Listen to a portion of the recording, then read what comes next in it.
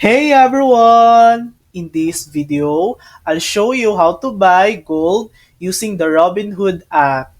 Important note, you can't directly buy physical gold on Robinhood, but you can invest in gold by purchasing ETFs or stocks of company involved in gold mining or production.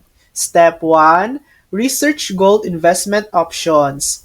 Look for popular gold-related ETFs like SPDR Gold Shares or GLD or Goldman Sachs Physical Gold ETF or gold mining stocks like Bragg Gold Corporation.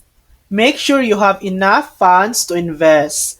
Tap the search icon in the Robinhood app. Type in the name of the ETF or stock. For example, SPDR Gold or Bragg Gold. Tap the one you want, hit trade, then buy. Enter the amount you want to invest, and tap review and swipe up to confirm. Once purchased, your investment will reflect changes in gold prices. When gold goes up, your ETF or stock may increase in value too. And that's how you invest in gold using Robinhood. Thanks for watching! If this video helped you, please like and subscribe for more helpful tutorials.